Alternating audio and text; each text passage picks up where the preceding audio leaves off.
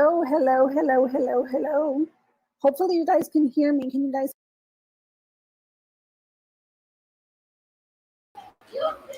All right. So I'm kind of riding solo today without the girls, but I do have a guest that's going to join me in a second. And we'll go ahead and bring him in. Austin, the All-American Millennial. What's going on, Chris? Good evening to you. Same to you. How's it going over there? First of all, before we get started, how you feeling? I'm doing well. Thank you. And for you, it's early in the evening. For me, it's later on at night. We're coast to coast tonight, guys. Coast to coast. California, and I'm in Massachusetts, so it's fun. Yep. And today, so we got a few topics we're going to go over. And we're going to start off with, if I can get the screen to come up.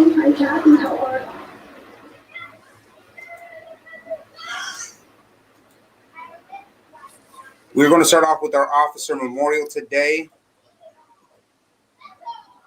And we'll go ahead and pull this guy up. Here we go. Sergeant Joshua Blake Barrett, Lubbock County Sheriff's Office, Texas. End of watch was Thursday, July 15th, 2021. He was 38. As you can see here, kind of go over it. Sergeant Barrett was shot and killed during a barricade at a home in the 1100 block of 10th Street and Levelland. Kind of give you guys a second. And as always, we like to put this up and start off our shows with paying tribute to a fallen officer. Sergeant Barrett was also a U.S. Army veteran, so he was doubly a hero to me. We'll leave him up for a second. All right. So today, as you can see, the title is Everything is Political. So I want to start off with just a little breakdown of why I chose the title of today's show, Everything is Political. So we're going to go over that. And then I want your feedback. I want to interact with everybody today. And then me and Austin were talking backstage, and we got a couple topics we want to bring up. The entertainment industry, specifically the NFL, and Guantanamo Bay. So we're going to touch on those two. Because like everything, it's all been politicized. So to start off, I want to go over what politicized means. In case, and I'm not saying that you're dumb, but in case you don't know, because there's a lot of words I don't know 100%. Sometimes I got to go back and look them up. Sometimes words are thrown around like racism, and we tend to lose the meaning. So politicized is an activity or event made political in character, or a person made politically aware or active. And even go a step further, political. This is relating to the government or public affairs of the country. I think this is important right now because I believe much of what we see going on is it's all being politicized. And I think that it's hurting our nation and we need to find balance. So we'll jump into this. And this is where, Austin, maybe I could get some of your thoughts on it, but just off the top of the head, what are some things that you know that are being very politicized right now? And if you're in the comments, leave us a comment. Let us know what you think. What's being politicized and why? And if you share, please don't bash nobody for their ideas. So what you got, Austin? Sure. So I think the big three, for me is science, the law, and our military. That's the big three. Then you can add sports in there, but sports are entertainment, like you said before, right? But if you had to say a big three, what's not supposed to be politicized, you would say our military, the law, science. But those are three big things today that are politicized constantly. And that's dangerous. At least to me. I think to you too. Maybe to some people it's not dangerous, but I think that's dangerous. I agree with you. I know I sent you, some notes of what I thought, some examples were, and that was one of them that I was going to put in there was the military is being, I think, over politicized. But so I kind of made a running list, but I agree with you on your top three. Some other things that I think that they're over politicizing, and I'm just going to throw them out there. Political parties. I mean, we know that these things should be political. Politician, federal and state laws, public health and safety, like this whole COVID thing going on. That's where I think I agree with you. The science is now political, and I think that really puts a strain on our country. Environmental hazards, climate change, constitutional rights, foreign affairs, immigration, terrorism, prescription and legal drugs. All these things I think are being over politicized. So, I mean, and I got a list that keeps going, but I want to hear from everybody else what you think. Now, what do you think? I'm going to assume, since you think those are the top three being politicized, Austin, you think those are the same ones that we shouldn't have political, or do you have other things that you think that are being over politicized that shouldn't be in like the news and shouldn't be really in politics? Sure. I think when you break them down, everything that you just listed, I think either goes into one of those three subsets, whether it's law. Law isn't just, text. It is how we interpret, rules. Science is just going and talking to a consensus of doctors. I don't think we've ever had a time where we've had such a split between doctors that say something is safe and effective or something is not. You should take this medicine if you get this disease, or you should not. I think that's been hyper politicized, and I think that's dangerous. Anything that you try to politicize that directly affects somebody's life, I think is wrong. I think before something happens, before we act on something, we're already looking at the optics. I'll give you an example, that condo collapse in Florida. It was great. People came together. There was no politics at first. Joe Biden went down to Florida, right? Him and DeSantis played nice with each other. That was nice to see. But just a day later, you start seeing the shit show starting again in the media. And these were people's lives, people that were buried under a building. And to see that gets politicized, I think that's where we've lost touch. We've lost respect in a lot of sense when we over politicize things. And there's some things, honestly, I wanted to bring this up because I think that a lot of, and I put this in quotations, right, nonprofit organizations. And I'll just give an example that I wrote down here. When you talk about the gay community, which I'm a part of, I think that there's tons of organizations out there that take advantage of the community by trying to push a subset of opinions that the majority don't have. And nonprofit organizations do this in other areas too, where they say, well, we're here, we're on the mission, we're here fighting, but are you fighting for what I believe in? But you're telling me that you are the voice of me. And that's the thing. We need to start looking at people as individuals and stop grouping everybody together, because everybody has different mindsets. But it's the control factor. These organizations control, and they all have a lot of political influence. Even though they're nonprofit organizations, where do you think they get their money from? The government, which is headed by two political parties. So, it's not complicated, but you got to break it down a little bit. Yeah, I agree. And I think that's where and here's the crazy thing. When I watch your show, or I see some of the things that you put out, right? Gay conservative, correct? Yes. That's something where I think that blows people's mind. Like, I could say I'm a Hispanic conservative, and people are like, oh, okay, gay conservative, like, what? But that's where I think the issue is, because they politicize ideologies. Your normal conservative, right, or back in the day conservative, might not have found your lifestyle they might not have accepted it, but you guys can have all the same beliefs for that one thing, but that didn't make you conservative. And I think now, somebody like me and you, we're both conservative. We might have one or two things that we might see different, when it comes to our ideology, but I think for the most part, we're in the same ballpark. And I think people having a hard time, they have a hard time accepting that you can be a conservative and be any color, any shape, any size or race or whatever you want to call it. Correct me if I'm wrong. I'm not big on politically correct terms, but sexual orientation or sexuality. You can be anything and you can be conservative.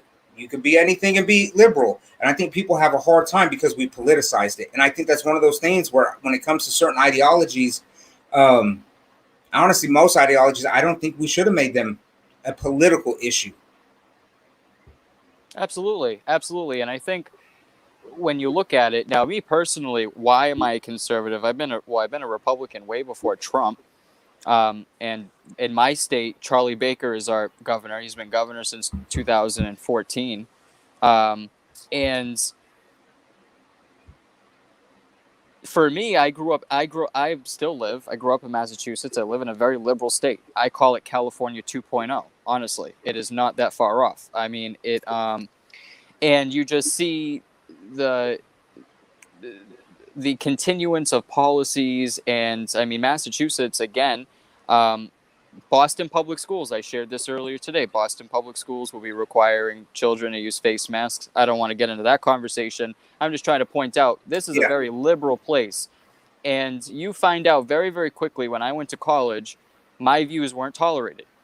And this is where some people can sit there and say college campuses are really Democrat or left, and that's fine. And I've been to one. I like when people talk about it when they've been to one rather than not. But I've been to one. I've been on a college campus in Massachusetts, and it's very liberal. And you feel like you are attacked for having a difference of opinion.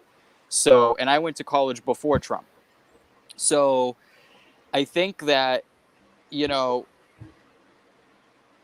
have a divide, man, in this country. And it deepens every day. And if it's not the vaccinations, if it's not gun control, if it's not abortion, if it's not climate change, if it's not the debt, there's so many things that rip Americans apart today.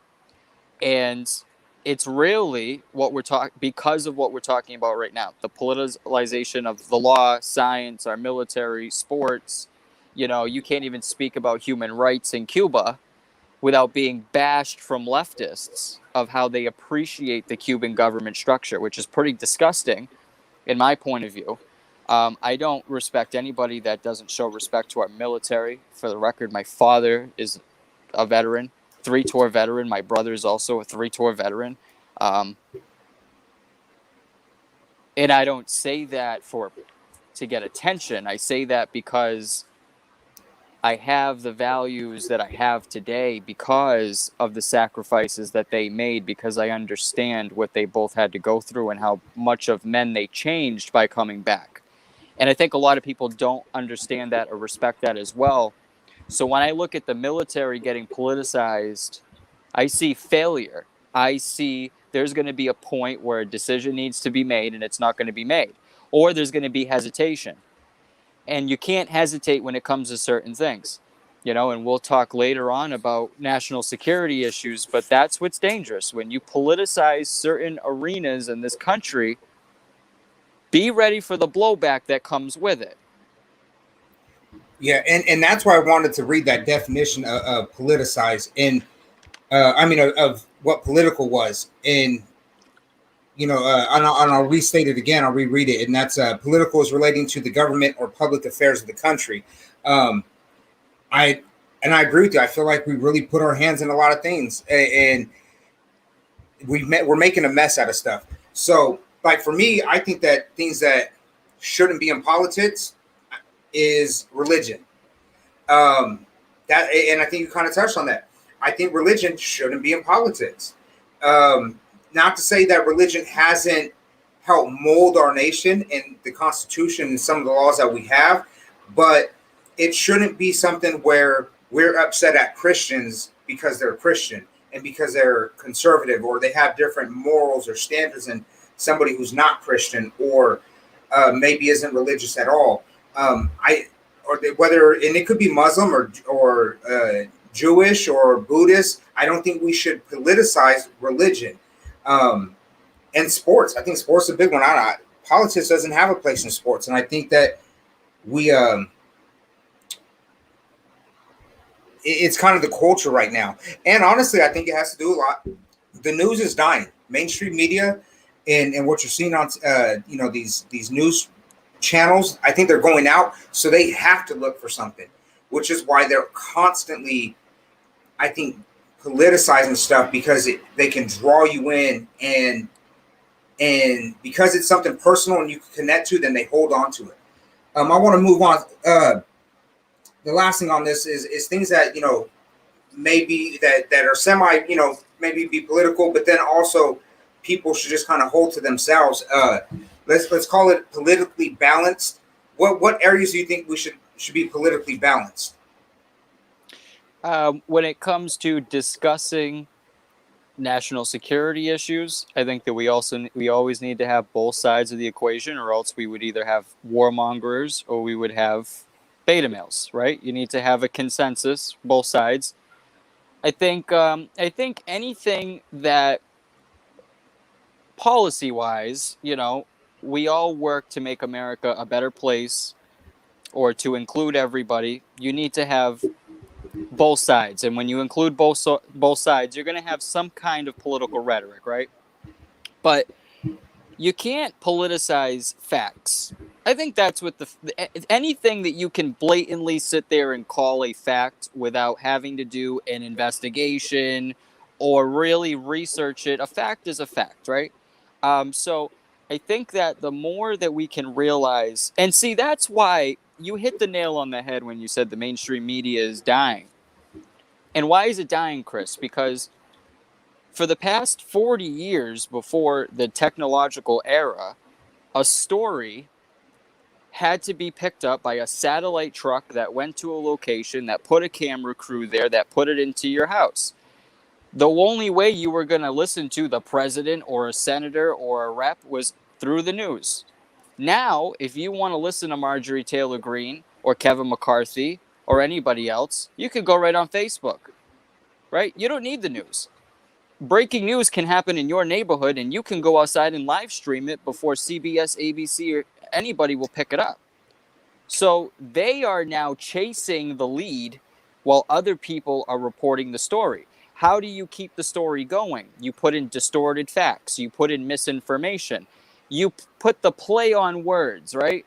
You mess with words in a sense where you structure a sentence where it may be a fact, but you're making it sound like it's so much worse. Give you an example. They'll say in a certain county, COVID cases are up 900%. This was in Australia. I saw this the other day.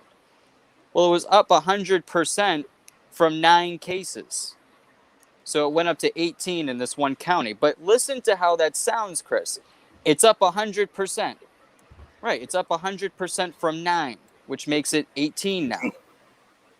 But it sounds a lot worse. That's my point, is now it's all about distortion rather than reporting what actually needs to be reported.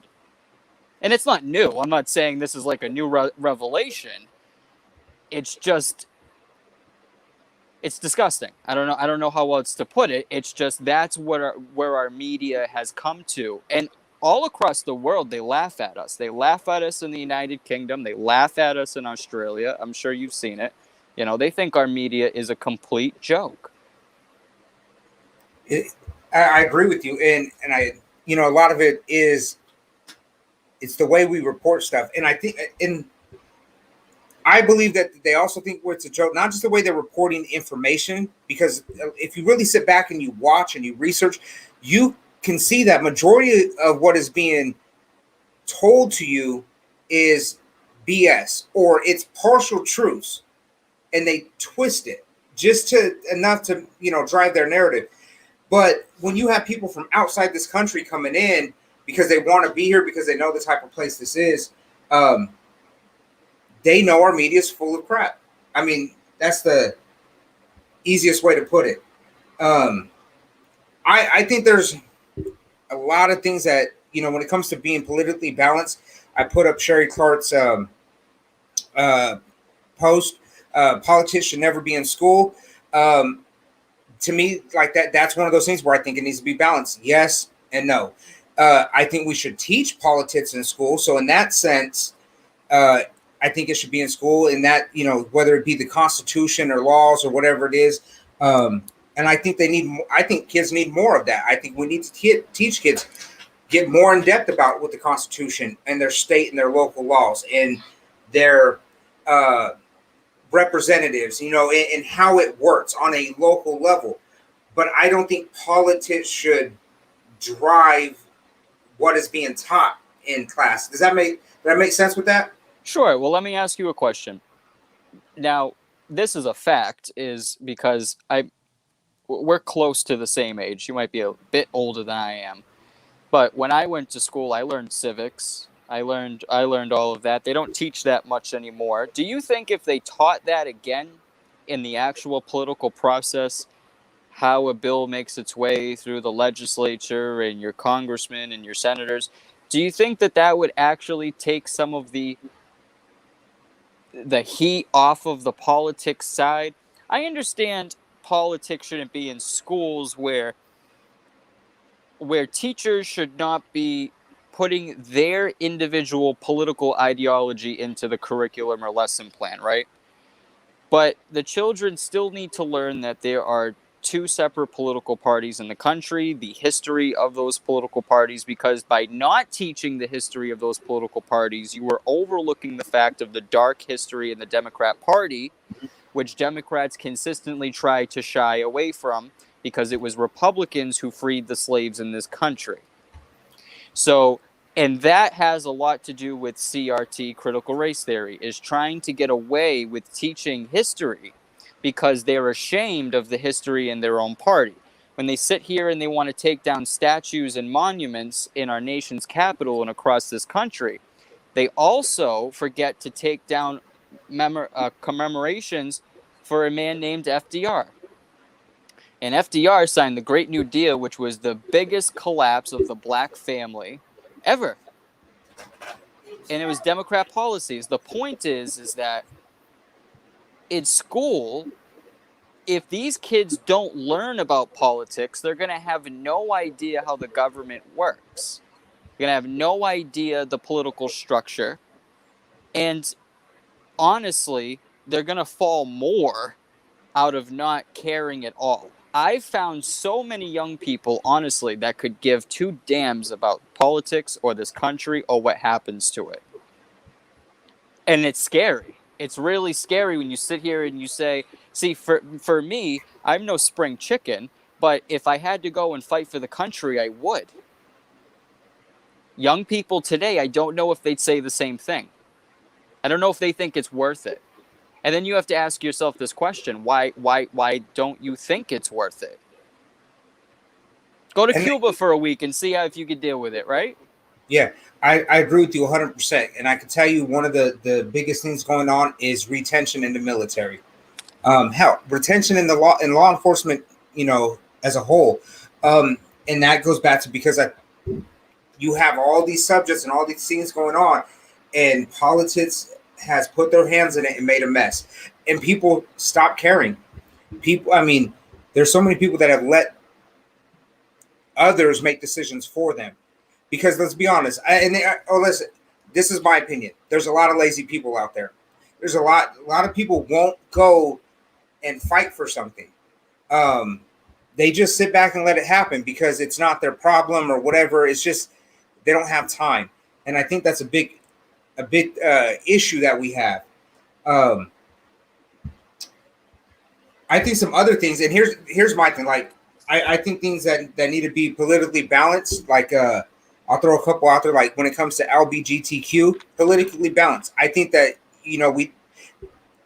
anybody who falls into that category or identifies, being in that category, same rights in laws and everything applies to you. Or to anybody else. I'm 100% with that. I don't think that it should be on the TV forced, the way they're doing some of it. And it's like, hey, if you don't agree with this, then, you're a racist. That right there is like, that's where the politics comes into play, and that's where they start saying, well, Republicans don't like these people, and then you got all these people, you got the Democrat Party or liberals or whatever you want to call it. They're running around thinking, well, all Republicans or all conservatives don't like the LGBT community, and that's not always the case. I think we need to find that balance where, like, hey, we make sure this group of people have rights, whether it has to do with race or ethnicity or your preference or orientation, and then outside of that, they don't have nothing else to do with it, because the government, if you let them, will make a mess out of things. Right. So I'm always I always stay very, very strong on my opinion, because I use it in a lot of other ways when I justify other things, and I like to consider I believe that the Constitution is a document. It's not a living document. It doesn't breathe, right? It says what it says. It doesn't say what it doesn't say. And personally, and I've had conversations with people that, necessarily don't agree with either the gay lifestyle or transgenderism, and I understand that, and I believe that everybody's entitled to their opinion. I use this argument when I talk about transgender Americans because it's just a fact. It is something that I believe, if somebody has never experienced it, and by experienced I mean met another person, right, who is transgender. So I think that once the first time seeing that or meeting somebody, I believe it's a shock. And I think it's a fair shock. I think that it's wrong to ostracize people that need to get acclimated or try to understand somebody else. I think it's fair to just shove that person to the side. On the same token, I don't believe that there's anything in the Constitution that says if you're a man, you can't switch your sex to a woman, and if you're a woman, you can't switch your sex to a man, right? I think that's the clause of life, liberty, and the pursuit of happiness. And I think that the pursuit of happiness is something that we don't appreciate today in our country. Pursuit of happiness is to each his own, is to the individual. And if your pursuit of happiness is not inhibiting somebody else's life, liberty, or their pursuit of happiness, right, then I don't think that you can restrict somebody from making a life decision. Now, it doesn't mean that you have to sit there and you have to condone it and you have to accept it with open arms. But my question to people is, why do you want to make yourself look like the bigoted individual by attacking somebody just based on the fact how they identify, and not just strictly say, well, I don't agree with it just because I either don't understand it or because I wouldn't do it myself? I think that those are two different things. But I think when we talk about the Constitution all the time, and we talk about the freedom of speech, we talk about the freedom of expression and religion in the press, we talk about the Second Amendment, we talk about the Fourth Amendment, and others, I just think that it's wrong that some people have the ideology that these people don't have, honestly, the right to do what they're doing. You might not agree with it, you might think it's wrong, but don't come to me with constitutional arguments about other things and then try to take somebody else's pursuit of happiness away. And like I said, Chris, to me, pursuit of happiness is to each his own. It's to the individual. Your pursuit of happiness is different than my pursuit of happiness. We might be similar guys, but we have different pursuits in life, right? We have different things that we want. And I think that that's fine.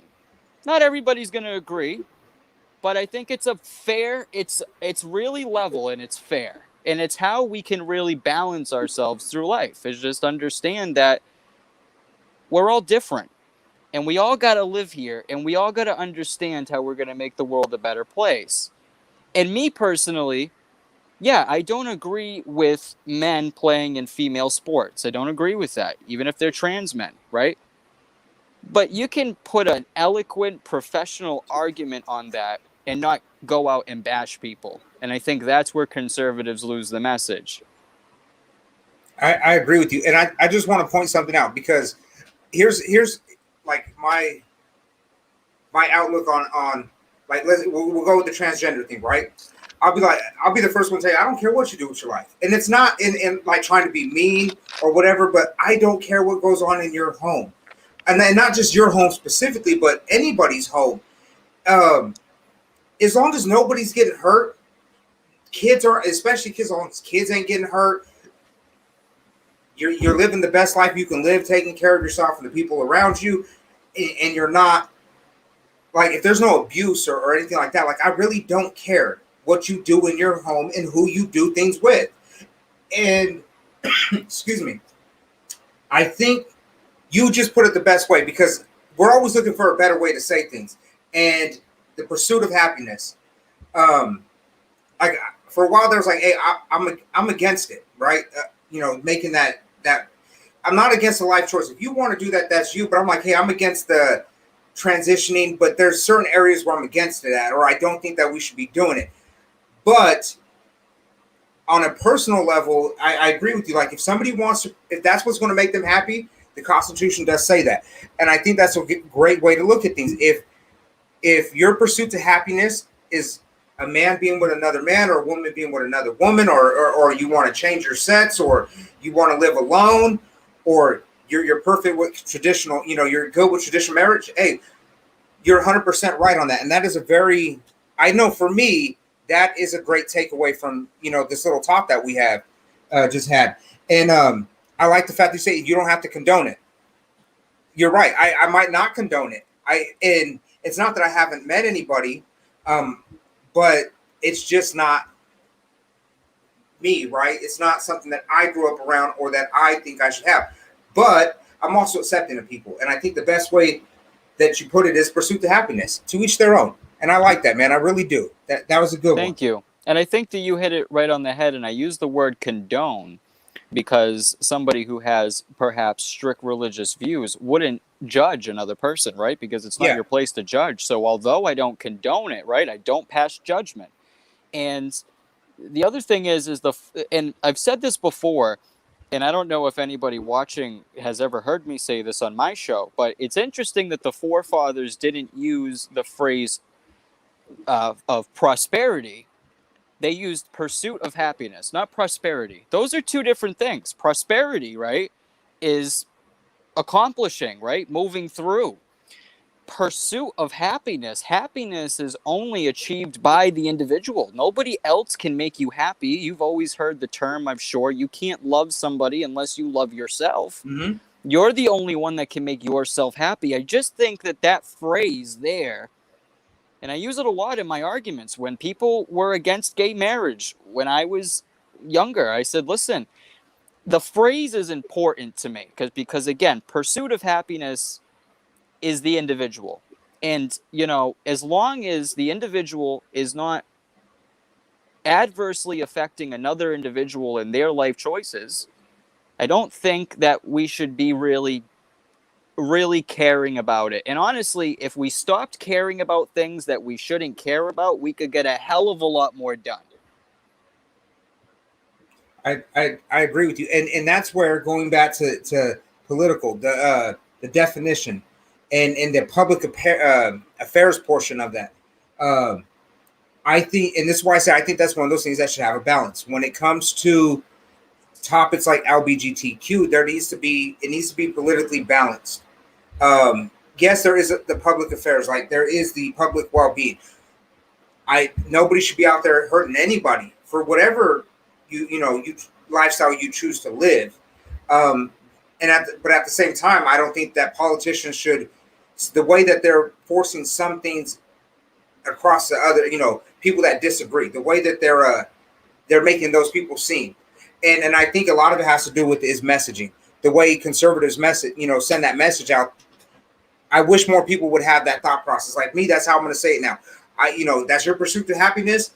I might not condone it, but hey, I mean, and I can still be friends with somebody and not 100% agree with everything they do in their life. I mean, I think we have family, that I would say most people probably have family that they do stuff. You don't condone it. You don't agree with it. But guess what?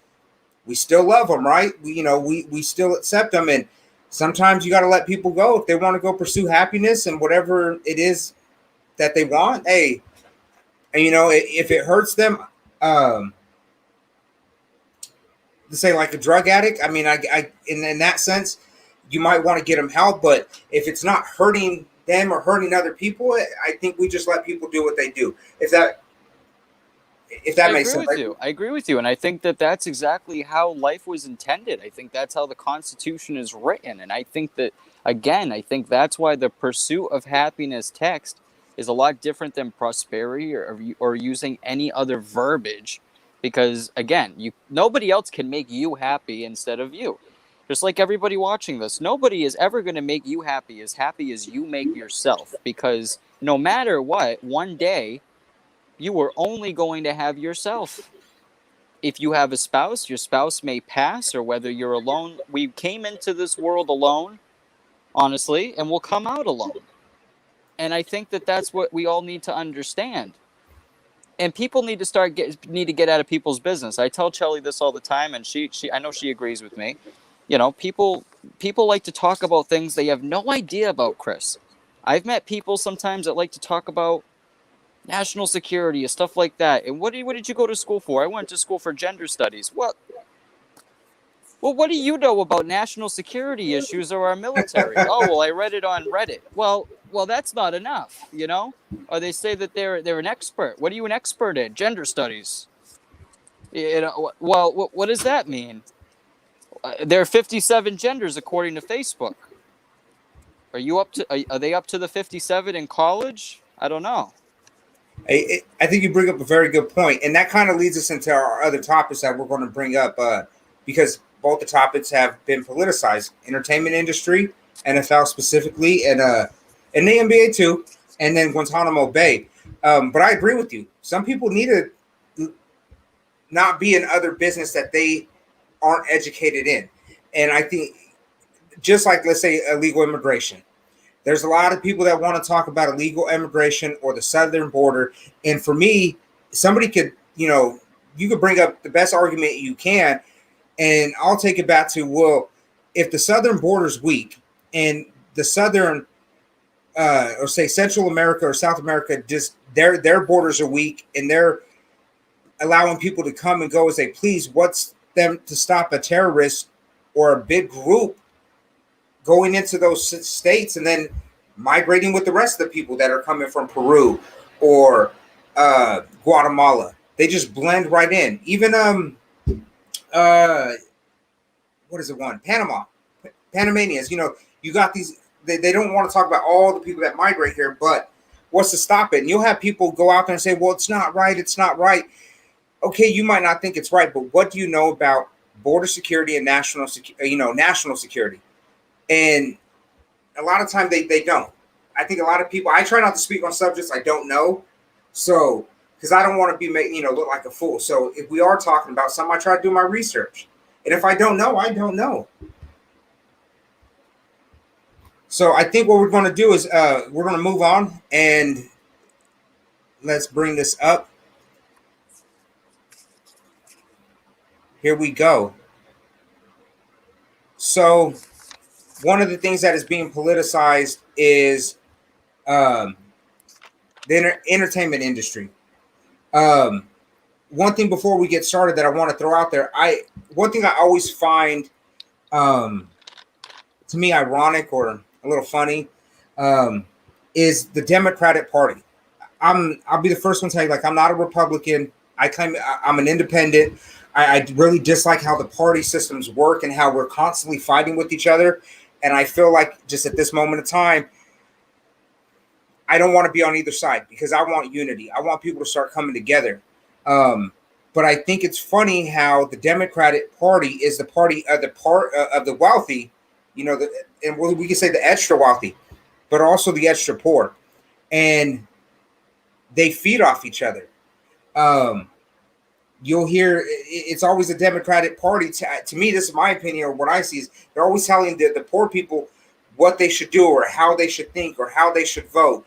And I think it's happened so much recently. We're seeing it, movie stars or, singers or whoever, they're coming out and they're telling people to go get vaccinated, or they're, they might come out and bash people, say, hey, if you're not vaccinated, you're killing people. And now we're seeing it in sports. If you don't have the vaccine, you can't go to a game. And when you sent this earlier, I was like, wow, that's crazy. The NFL is now going to punish the team if an outbreak happens. So, I mean, you know a little bit more on this, so go ahead and talk on it, Austin. Yeah, I mean, I saw it earlier, and it's kind of confusing when you went through Roger Goodell's comments. But so basically, the gist of it is during the NFL season, if there is an outbreak amongst and what he calls the unvaccinated population of players, then they might forfeit or force that team to forfeit the game.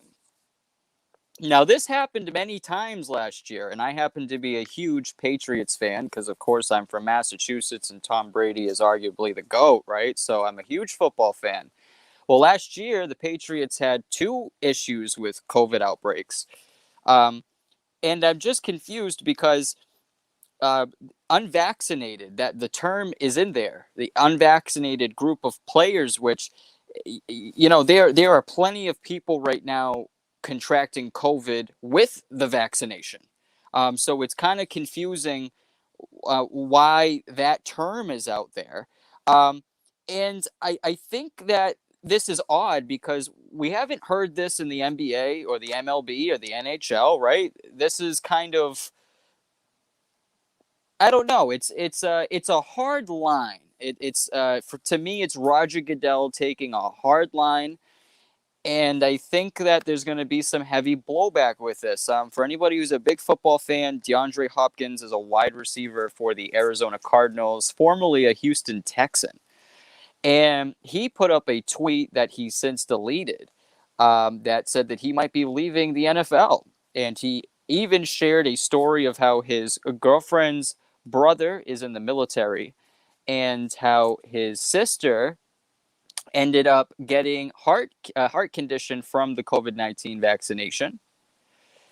So I think that this is an interesting thing to watch. It just came out today, so it's very recent. But and then to add the kicker in, if there is a forfeited game, the NFL says that both teams' players will not receive their paycheck for that week, which to me sounds like a major labor dispute. If I was an NFL player, because I'm supposed to get paid, right? You can't withhold my pay, man. I don't know, Chris. There's a lot of issues here for me. Yeah, one of the things I seen earlier when you sent it was, and I highlighted it on the screen, was the incentive for players. Like that part stood out. When I read stuff, I see certain words or certain portions of a statement, of a sentence, and I'm like, certain words stick out. Incentive for players. What I thought was funny is typically when you think incentive, right, you think something positive. Like right now, people are getting, like, you can get an incentive for going to go apply for a job, and that might come in the form of money, right? You know, from the get-go, just to interview, or you know, restaurants need more waiters. The incentive to go work is extra money. I know for me, it's hard when I hear incentive and hear something negative, because usually the two, they're not used together, but technically it's an incentive. And that was another thing that I had to break down. Was the word incentive. I was like, because in my head I was like, wait, it's got to be something positive. You can't incentivize to do something negative. And the word itself means a thing that motivates or encourages one to do something. Well, I think that they're trying to incentivize people, maybe not the best way, but they are. Yeah, to me, it's the old kids in the yard are playing with the baseball and somebody smashes the window. And the neighbor comes outside, right? And all the kids are out there, and he says, well, who threw the baseball? And nobody answers up. So everybody gets punished, right? Because nobody's willing to say. And that's really what it is it's saying, well, if you don't want to get vaccinated, guess what? If there's a COVID outbreak on your team, even if you didn't cause it, we're going to penalize the team because you can't play, which means everybody's not going to get a paycheck. And these are very complicated things, Chris. I mean, we're talking about a labor dispute with the NFLPA, which is the National Football League, Players Association, their union. We're talking about billions of dollars in TV contracts with CBS, NBC, even Amazon and YouTube TV starting this year. What do you do with a Sunday night game, by the way, that's streaming on Fox, right? Because they usually do the West games out where you are. What do you do when you forfeit a game? Does the NFL have something worked into these contracts, COVID clauses? We don't owe you anything if we're not going to play the game. I mean, it's like I said, it's a hard line to take. It's something Major League Baseball hasn't done, the NBA hasn't done, the NHL hasn't done. I'm sure that they're saying, "Hey, we'd like you to be vaccinated," but they're certainly not going to this level. But then again, does this have anything to do with the fact that Roger Goodell has got shellacked the past 3 years, not just by Trump, right? But by people that are pissed off about athletes kneeling for the national anthem? Maybe a small part of this, and I'm just, sharing an opinion at this point. I have no evidence of this, right? Maybe a small part of it is a little slap in the face to the Republicans or the conservatives in the country saying, hey, now it's my turn to piss you off. That is possible. There was another thing with this statement was and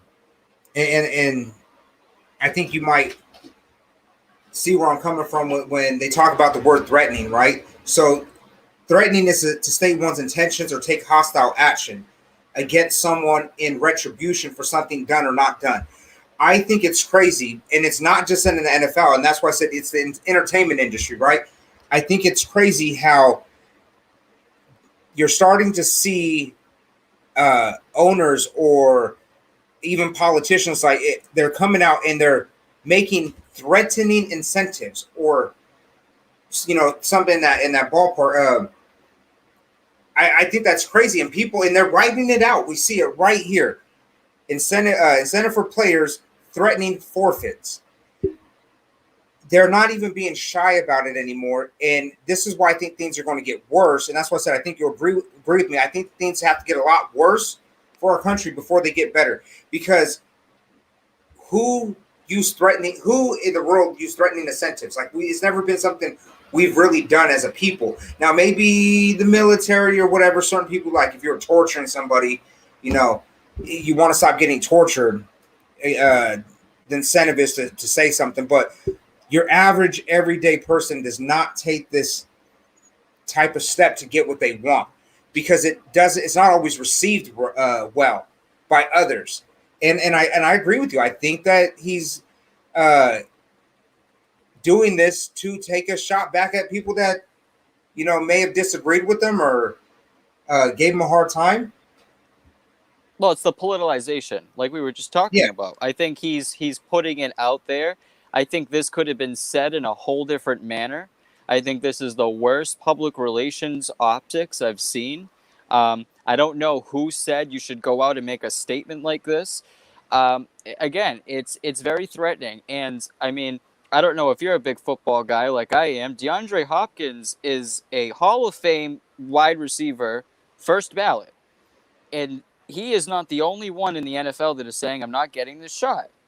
And the question becomes, are you willing to lose Hall of Fame caliber guys that bring in those views because you're ostracizing them and you're getting to the point, and I want to say this in a very delicate way because some people get offended very easily, or like I like to call offended.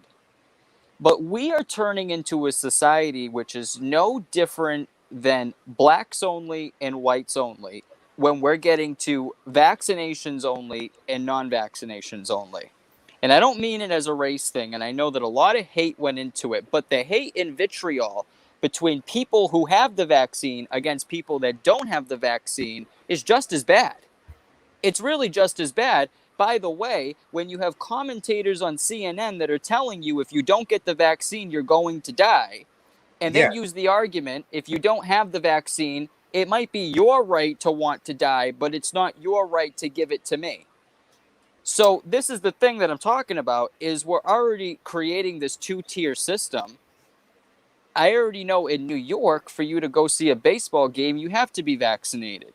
So there are places in this country that you have to be vaccinated in order to go to a sporting event. Whether that's the right move to make, I don't know.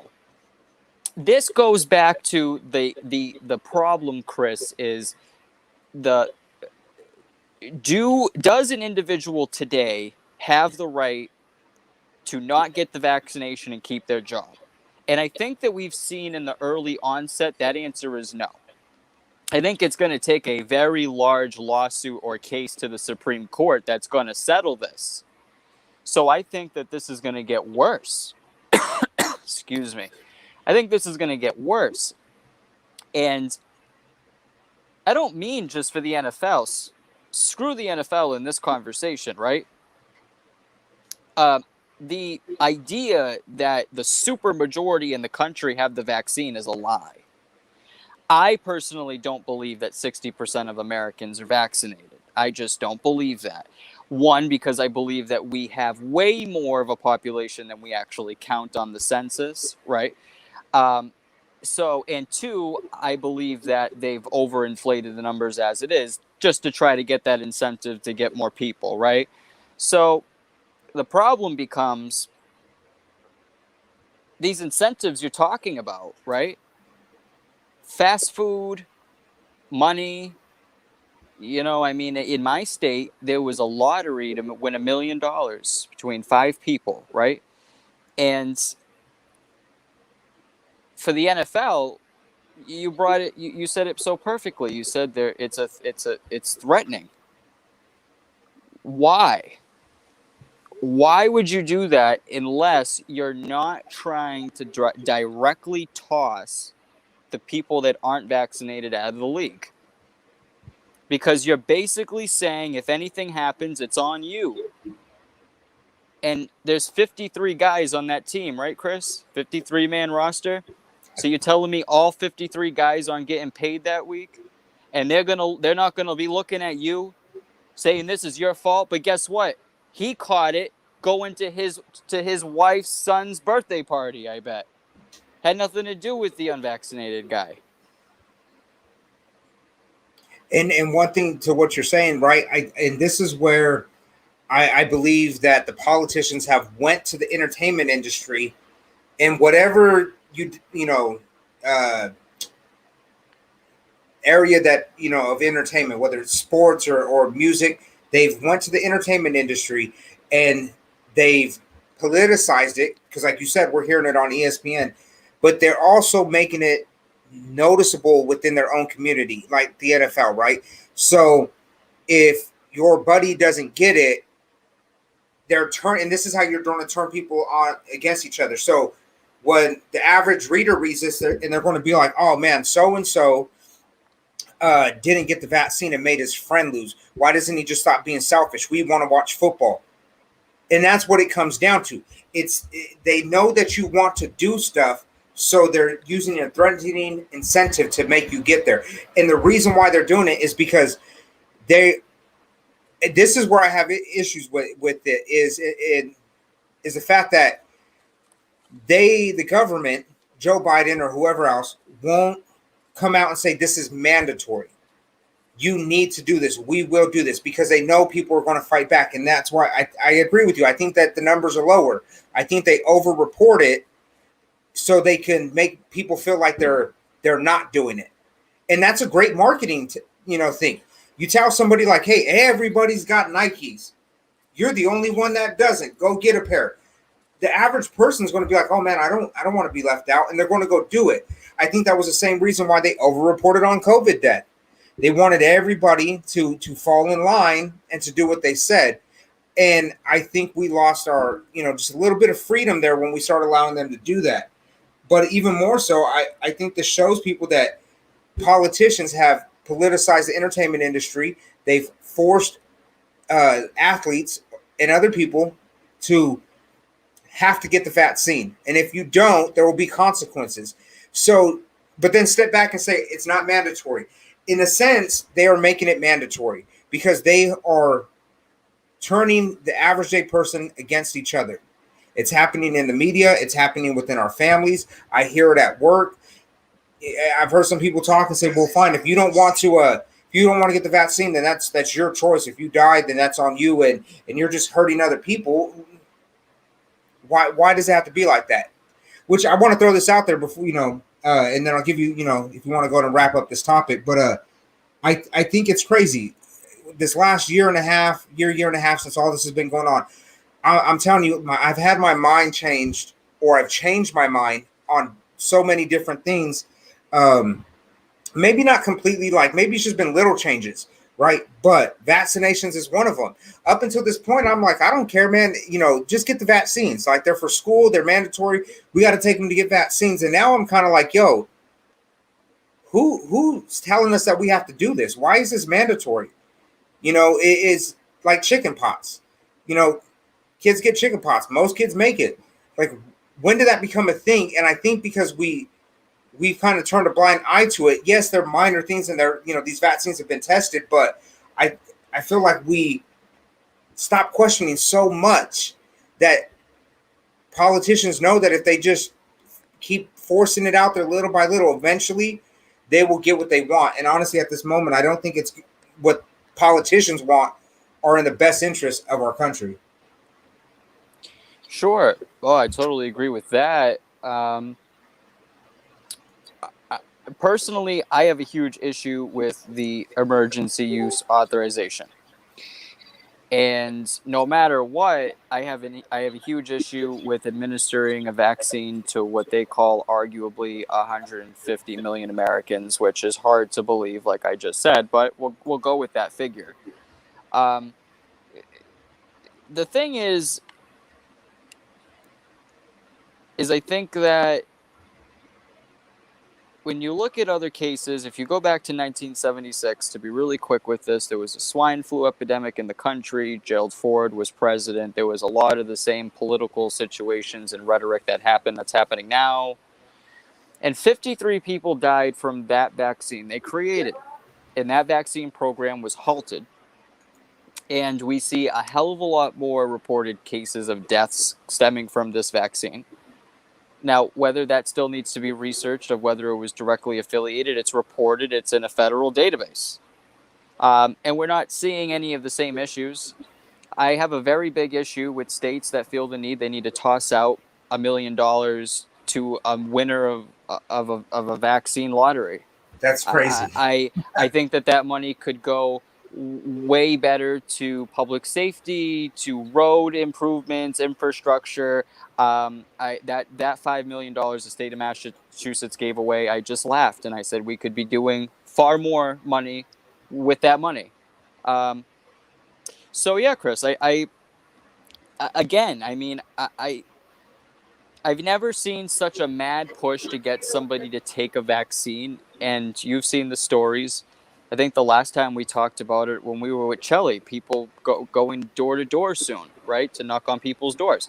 I just think that it's an oversell, yeah, right? I mean, you're a smart guy. I'm a smart guy. You go and you buy something. The salesman, he tries to sell you something, and you fill the guy out or the gal, right? Want to be politically correct, guy or gal, or both, depending on the day.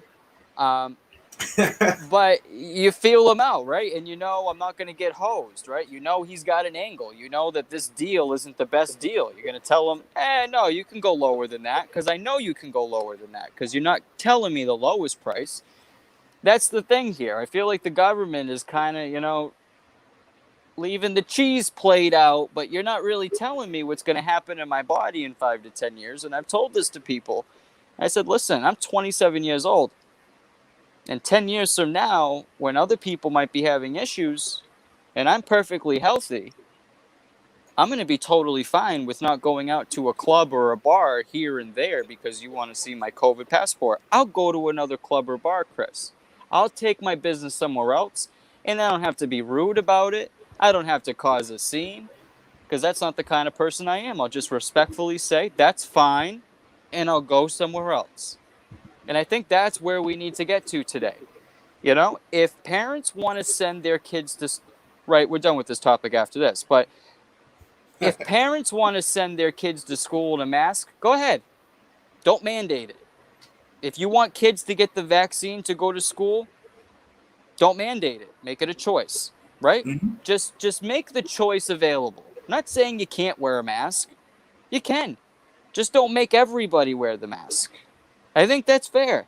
I think that's all anybody's asking for is just some common sense and for there to be an option.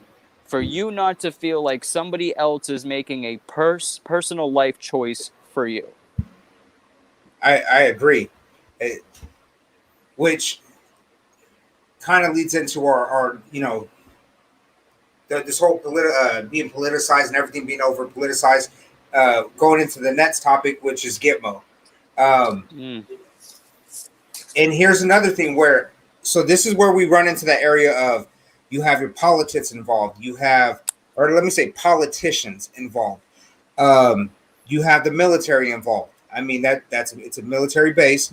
There's a lot more to just the detainment facility. And there's a lot more history to Cuba than people know. I mean, we barely learn American history in America. I honestly believe it's really watered down, and the important parts we don't spend a lot of time on. So we don't even really know American history. What makes us think we're going to know any history about the surrounding countries? I mean, the countries that surround America, whether it be Canada, Cuba, the Dominican Republic, Haiti. Well, what makes us think we know anything about that? I mean, we barely understand our history. And I think Guantanamo Bay is a good example on the military side in national security and other things like that.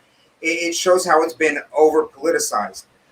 So how much, before I throw some stuff up on the screen, off the top of your head, how much do you know about Gitmo at this point?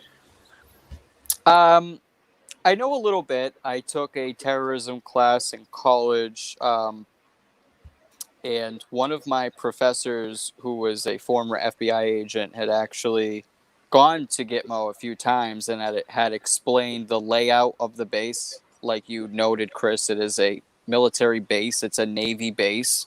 And it controls a lot more than just detainees who are terrorists, right? Foreign terrorists. It's also a strategic command post for battleships and fleet, which we talked about in the last show of strategic, deployments and putting assets. It also watches over the shipping channels. So, when people say Guantanamo Bay, I think that they think of a small little prison that holds bad dudes, but it's actually a lot more sophisticated and intricate than that. I agree. And what's crazy is when we started talking about this, when the subject came up, right? And when it came on the news, I hadn't really thought about Guantanamo Bay in a while. Like, I remember hearing about it back in like 2001, 2002. I remember some things going on, maybe like 2008. I think because I was at work and there were some things on the news, but it was like really here and there. Like, I was really trying to recall, like, when was the last time I really heard about Gitmo? And I really couldn't bring nothing up, like just pull it. So I had to go kind of refresh myself. And one of the first things I did was I looked at how big Cuba was. And I forget how big of an island that Cuba is. It's a decent sized piece of land. And Gitmo is not this small little detainment facility. It's actually a good sized complex. And this is where I feel like this is jumping into some of those topics where we might not know everything about it. I've never been there.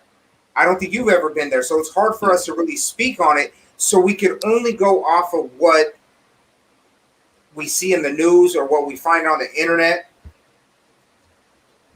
So I know one thing I want to pull up is I want to share this screen real quick. And this is why I was willing to, and I really want to talk about Gitmo. Is we've been talking this whole time about politicized. Politicization. I'm gonna screw that word up. Everything being over politicized. There you go. We'll keep it simple. Hey, I just for the viewers out there, I grew up with a speech impediment. I didn't let it get the best of me, and I'm still here. And I mess words up all the time. All the time. And I don't care. So if you listen to videos, I know there's been a couple I went back and listened to because Tisha's like, you said da da da. I was like, ooh, that did not come out. Like I said something about Bush the other day, and it was horrible when I went back and listened to it. And I didn't mean like That was Bush, awesome. like I was talking about the president. It was funny. All right, so here we got Guantanamo Bay, right?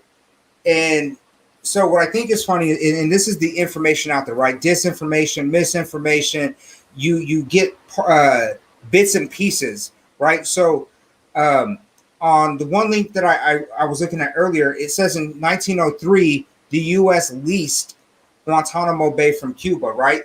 And then that kind of leads you off to, it starts building this picture of what this website wants you to believe or you know what fits the narrative they're trying to drive. But then we'll come over here and we'll go to the military times, right? So real quick with the military times, and I don't know if you've ever read it, Austin, or the Army Times, or I know the Marine Corps and the Air Force, the Navy, they all got their newspapers, right? One thing that I've realized with some of these websites and news subscriptions, I used to think Army Times, it was unbiased. You would get good information. So I was reading them a lot because I was like, I might get a balanced approach because it's coming from the military perspective and we don't want to pick a side. And then I realized that that's not always the case because this isn't necessarily ran by the government. These are people, just regular people running these websites. So the Military Times will tell you we won it, the U.S. won it in a spoil of war. And as I was reading this, I was like, so did we win in a spoil of war? Or did we lease it? So I really had to go back and really dig into it because you get two different stories, right? And this is just like Mexico. They'll tell you that America just bullied Mexico and took it, but then you might read something else that says, yeah, we may have provoked it, but they took the first shot. We had a war, and then we paid them for it. So are we always the bully? So in here with Guantanamo Bay, did we lease it from them or did we win it? And why are we still there today? I think it was both. So I think if my memory serves me right, it was both a spoil of war, right? A war that America wasn't fighting with Cuba, but America did step in the early 1900s and made a positional call and decided that they were going to take advantage of that base. So they looked to the Cuban people and said, we will help you, but we want this property. And we're going to lease it. And we're going to lease it from you to try to make it sound a little bit better, like they weren't actually invading into the country. But they said, we will help you militarily. Let us build a military base here. And I think, and then, I guess you can consider that a lease. I think that they're trying to politically correct the statement by calling it a lease, but I would definitely call it a spoil of war because the United States came in and basically said, we're not going to do anything unless you give us this land. And that's why we're still there 115, or so now longer than that, Chris, 1903, 118 years. That's why we're still there.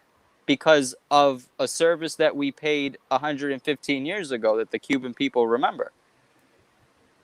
And that was, and so like I said, it had been a while, but I believe what you were talking about, that was the American-Spanish War. Correct. And that's where I had to go back and I had to look things up because so the history of that before the Spanish-American War, right, is Cuba used to be a big hub for pirates.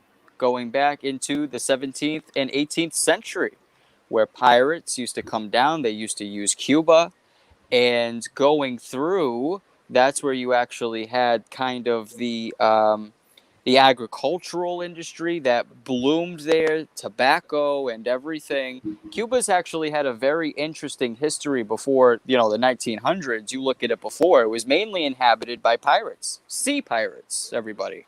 Not your Somalian pirates, I guess you would think about today, but, pirates, pirates, pirates of the sea. Yeah. Pirates of the Sea. No, and you're right, because things were a little different back then. But my point to this is how they over politicize it, right? So you have two different websites, right? They give you bits and pieces, and you don't get the full thing. And what I find interesting is, as I started digging through Guantanamo Bay and what has happened, and what was it? It says 2001 Camp X-Ray detention facility built in 1994 for refugees responded to hold enemy combatants after 9/11. So they're saying in 1994 it was built for refugees. And I want to say, wasn't here. There was another one that I was reading, and it said that it was used to house over 8,500 Haitians and Cubans against their will. And I'm like, man, and here we go with, you got two different, very different stories being pushed out there, which both actually might be true to some extent, but it's what narrative is the media trying to drive. And then we go into the prisoner release, right? And I know you heard about that. Absolutely. So what have you got so far from the prisoner release? Well, I think that it's nothing more than Obama era 2.0. And the reason why I say that is because Joe Biden didn't discuss this once during his campaign. Guantanamo Bay never came up. And I think that was on purpose because Donald Trump was the president who rebuilt our military, who poured trillions of dollars back into the military. And on a national security stance and outlook, the country, America, was very strong, and nobody was messing with this country. Now, and this is my biggest issue with this, you are now releasing foreign terrorists who have either plotted or have killed American and servicemen and women. You're releasing them back into their home countries. We're not getting any assurances whatsoever that they're going to be incarcerated, where they're going to end up. They're going back into the general population, into the terrorist communities they go back into. And it's bad foreign policy. At the same time, this couldn't be any worse of a messaging for the Biden administration. While hundreds of thousands of people are chanting for their freedom in the streets, he's releasing terrorists out of Guantanamo Bay. I mean, you literally can't make this up. And Guantanamo Bay, by the way, it does not hold your misdemeanor level criminals. No, these are bad guys. These are people that would kill your whole family without crying, without even thinking about it twice. They would do anything to kill as many Americans as possible. So, save me the pity about the conditions or anything like that. These are foreign terrorists, right? That aren't American citizens. So they don't have the rights that we have in this country, ladies and gentlemen. They don't have the right to an attorney. They don't have those rights. And you know what, Chris? A lot of people would sit there and say, you know what, Austin, that's messed up.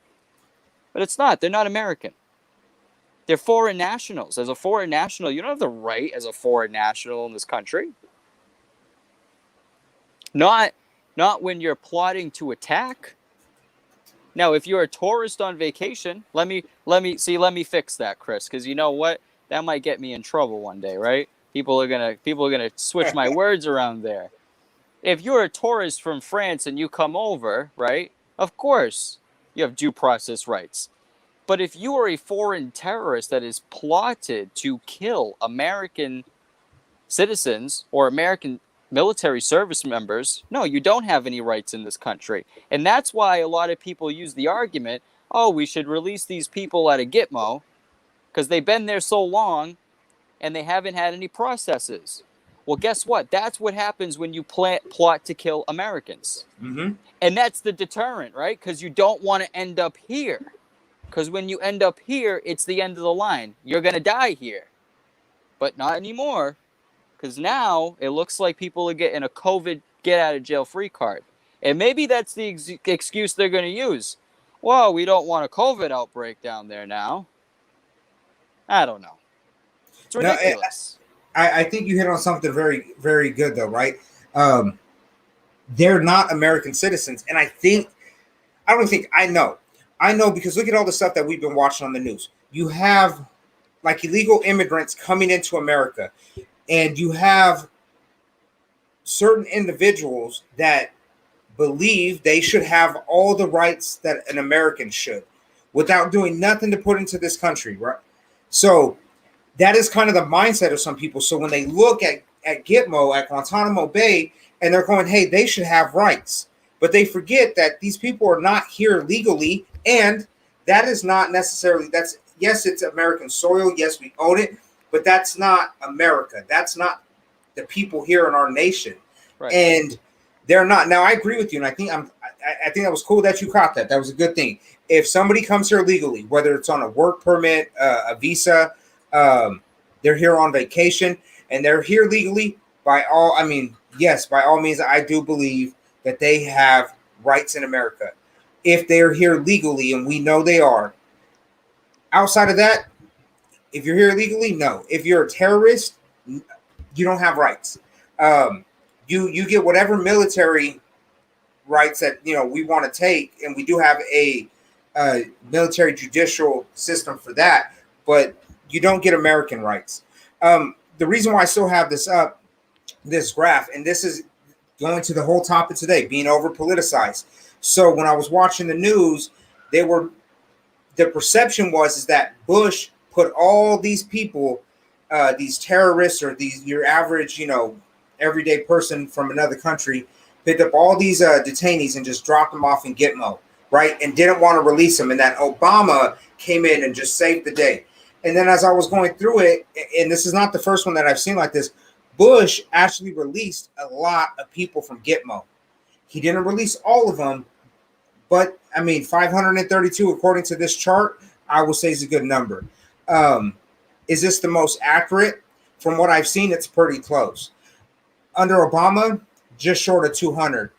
And what was left over, what they're saying, I know this says 17 on the news, or no, that says it's 2017. On the news, it said there's about 40 people still left there.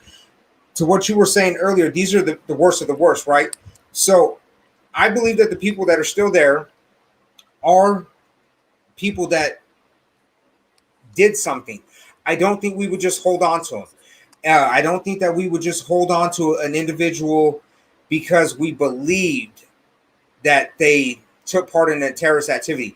I truly believe that as these numbers dwindled down, we sorted out who did what. They did have some due process, as you can see, and as we got them out, we really dwindled that number down to who actually was the worst of the worst. And I think now you're seeing that, with the 40 people that are left. And I'm with you. I think letting the rest of Gitmo go is not a smart move. I don't think it shows strength. I think it kind of shows us as being weak and being ignorant, just because we want to appease people because it's the politically correct thing to do right now. Yeah, well, let me say this. I think you can do it if the president of the United States would actually speak to the American people and tell the American people what the plan is, why he's doing what he's doing, what the assurances are on the other side. And I just want to bring up that some of those detainees that were released under Obama were released due to the JCPOA, the nuclear agreement with Iran, and other hostage negotiations agreements where we brought home American servicemen and women and reporters that were overseas.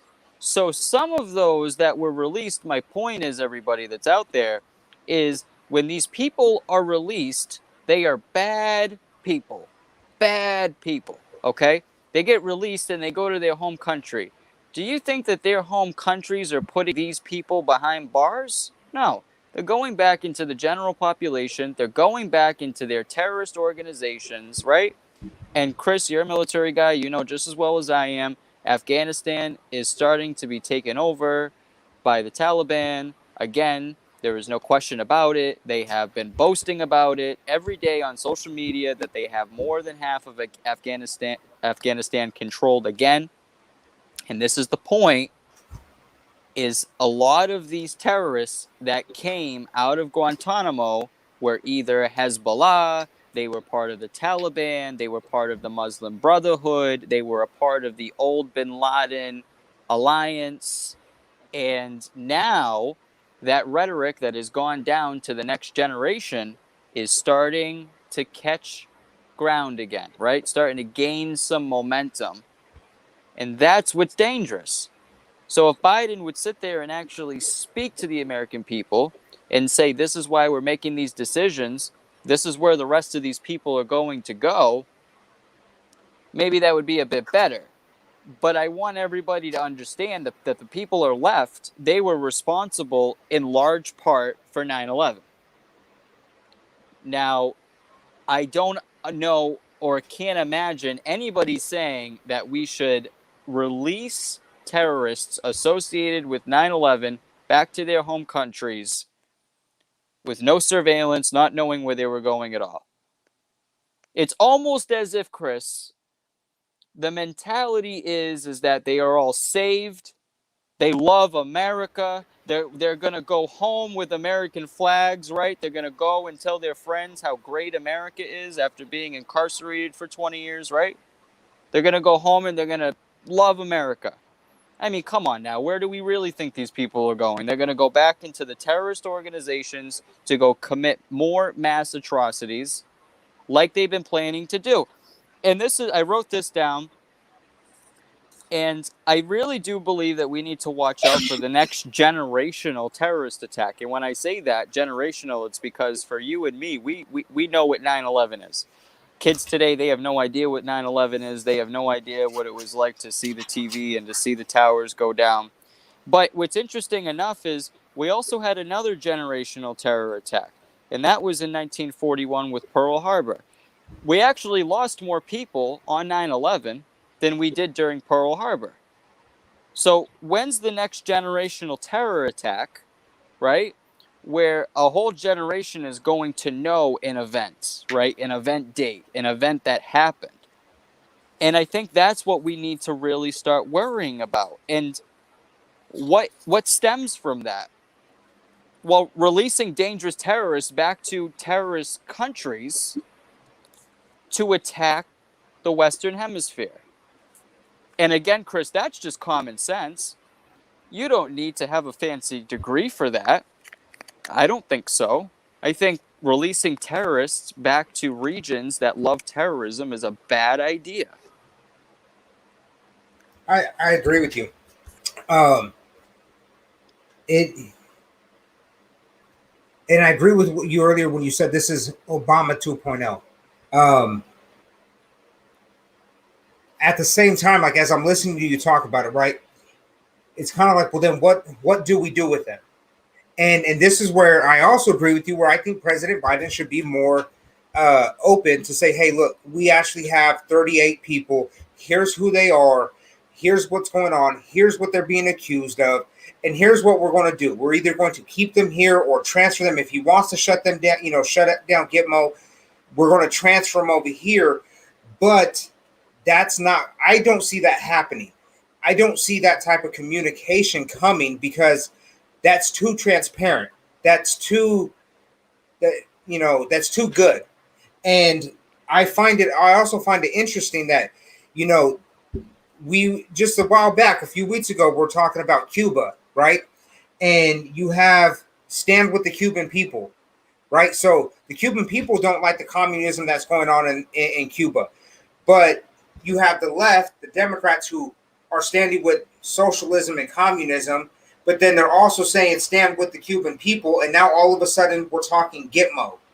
And I feel like that was a nice way to get people's attention away from Cuba, because at least I haven't seen it, because now the news is showing Gitmo prisoners. So it has to lead me to believe what is going on that they don't want us to know.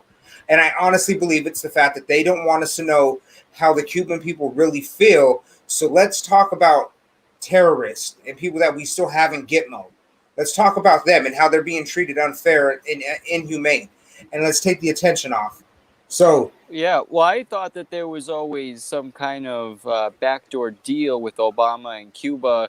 I had always thought that there was a secret motivation to get these people out of Cuba, because not too long ago, Chris, I remember when a lot of these people were in Cuba, these terrorists, right? Mostly, radical Islamic terrorists at that.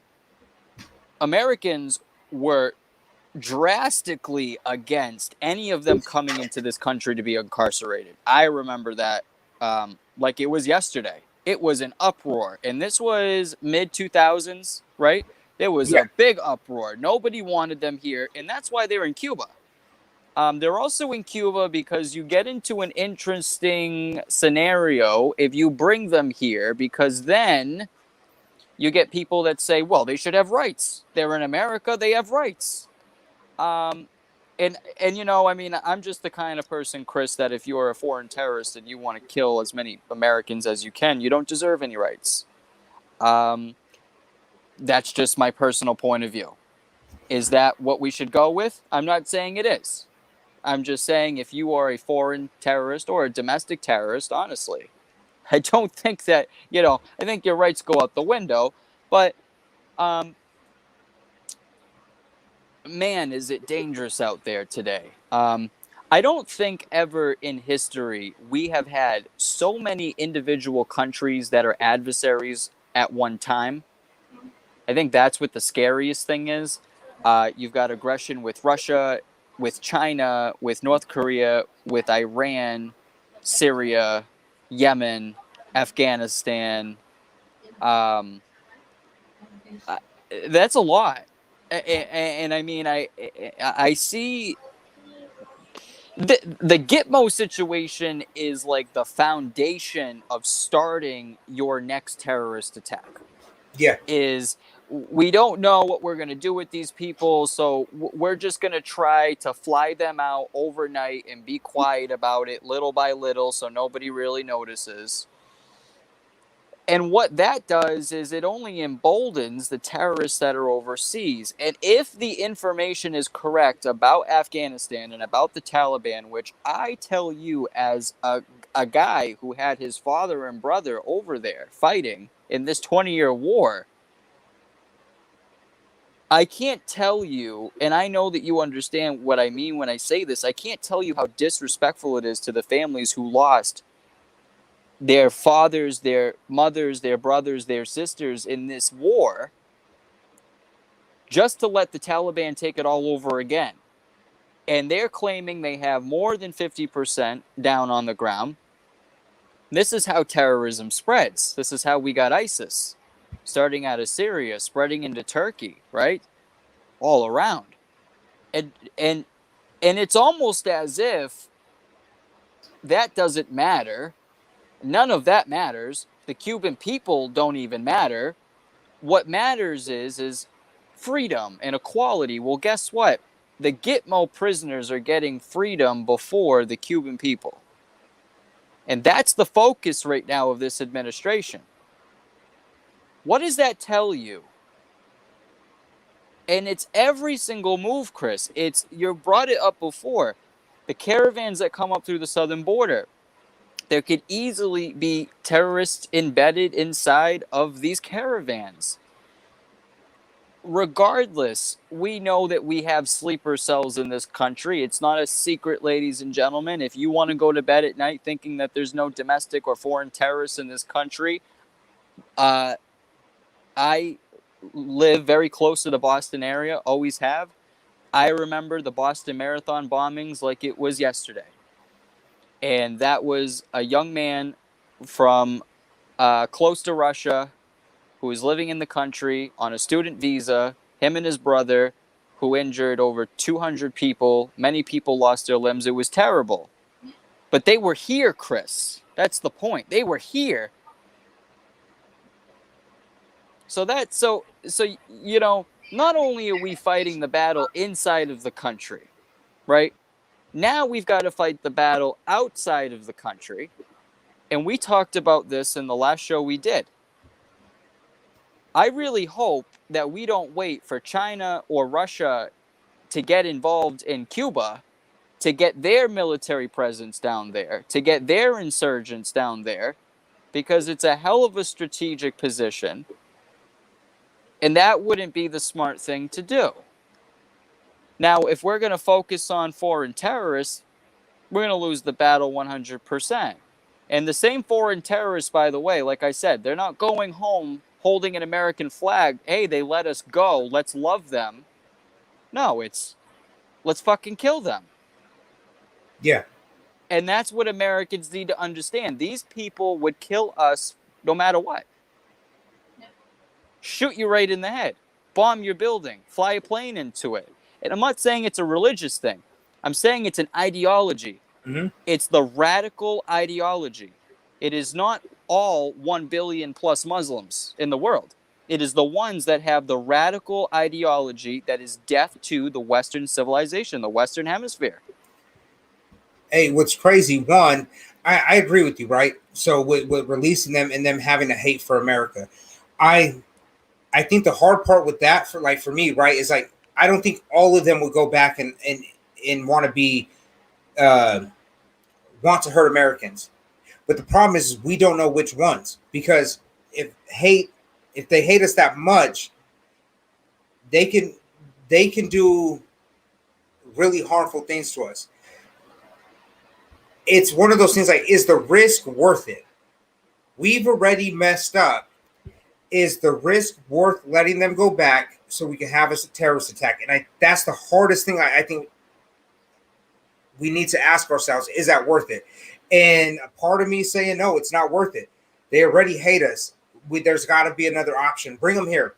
If you don't want Guantanamo Bay open, bring them here and tuck them away here somewhere, and at least they'll be good, and we don't have to worry about that. And the other thing, oh man, what did you say? I lost it. You just mentioned something, and it made me think of. I don't know. It'll come back. But what you just strategic yeah. point, right? So Yeah. I know I said on the show a while back, and I think I said something like Cuba. I don't think there's a strategic advantage to us having Cuba or to trying to help Cuba, and that's why we're not there. I don't think we could gain much out of Cuba. But now that we're talking about it, I still don't think there's a lot from us to gain from Cuba as far as material or product. I do think there's a strategic advantage there as far as our military presence. I don't think that Gitmo should shut down. If they want to send the detainees or bring them back here, but I think our military presence should stay there, because if we completely back out of Cuba, then there is no eyes in the area. I mean, we got Puerto Rico, but I mean, you're talking a way smaller island. Well, who's going to move in? I don't think strategically it would work. That's your question. If you want to pull out, right? If you want to, and that's really what it sounds like, Chris. It sounds like the goal has been all this time to show, and this is why history matters, because, and if I really hope I'm not getting this wrong, but it was sometime in the 30s where the Cuban people started to get restless that the Americans had not switched power back from the military site, which is now Guantanamo Bay. They had looked at it as America came in to help them, but not to live under American rule. because they had already dealt with the communist Cuba regime. So they wanted a different life. And they did get the different life until Fidel Castro rises into power and starts taking control. But there's always been an animosity with the government. And that's when you talk about Cuba, you have to really be on point about what you're talking about, because there's a difference between Castro, the family, and the regime, and the ordinary Cuban person on the ground. Now, the Cuban government doesn't like the United States because they could have done a lot worse, in their opinion, a lot better without us, right? We've been in their business far too long. Now, it sounds like what Joe Biden wants to do is pull out a Gitmo and perhaps, let's say this, here's control back of your military base. I guarantee you, China, Russia, and North Korea would be in there within a month. And it's not just assets, Chris, it's money. China sends Cuba millions and millions of dollars through dark money. And that's how they do it. So does Iran, so does Russia. And now you could think of the same situation we had during the Cuban Missile Crisis. You had missiles pointed at the United States that were controlled by Russia, that could be set off at any point. And I don't think people, either they're not old enough to know what it was like, or maybe they're too old to remember what the impact was.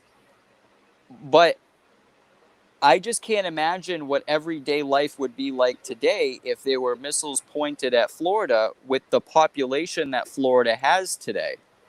I think we're talking about 20 million people, Chris. Give or take a few. Close. That's a lot of people. I mean, that's scary. That's a scary situation. And that's just by making one decision, by saying, here's your land back. Here's your military base, right? I don't know. Lots of bad decisions have been coming in this Biden pipeline lately. And for everybody who's watching, pay attention, because, our enemies are waiting to pounce. And not only that, they have every single opportunity to gang up with somebody else. Before, it's always been America comes in, shuts the door, bangs you out, have a nice day. And why? Because there was never enough countries to get together to actually create a formidable fight. Now, you have that, Chris. You have Russia, which is a strong country. China, which is a strong country. Iran, another strong country. North Korea, arguably a strong country when it comes to nuclear capabilities. These are not piss-poor third-world countries that can't stack up to the United States. No, these are dangerous individuals and entities and dictators that would love nothing more than to see Americans on their knees groveling for their lives. Agreed. And it's just a fact. Yeah, and we're going to go ahead and wrap it up here. But no, I agree with you, and it would be nice if we could get back to a point where there was real conversation going on, facts were being laid out, and not everything was so over politicized for, in a sense, personal gain, because it doesn't always help the party out, but it's usually for individuals. But we'll go ahead and wrap it up. So final thoughts on today, the over politicalization of everything. What do you got? Yeah, I think that we as individuals allow a lot of it. I think that we, the people, allow the the ability for mainstream media, for talking pundits to actually politicize a story, when it would be just as easy to sit there and to say, you know, I don't see the issue with it. I think that a lot of people today are just very afraid to share their opinion. I happen to be somebody that's a part of an interesting community. I'm openly gay and I'm a Republican. Those two things, sometimes people don't match up. They actually work out very well. I don't have any issues. So I think that when going through, it's important for people to realize that you can have an opinion that fits one side and be a part of the other side. And before you actually try to politicize something, look at it from a compassionate point of view. Take a step back, look at that person's situation, or look at the overall situation, and kind of go through, what makes sense. I think we're all so easy to jump at something today, and we never think about it, Chris. We're not, a lot of people aren't having the conversations me and you had tonight. Mm-hmm. We all just want the flash, the bang, what's gonna sound good, what rolls off the tongue good. Sometimes you actually have to sit there and put out a few options. You've got to go through it. People need to slow down today. I think we live in a world that goes way too fast for 24 hours.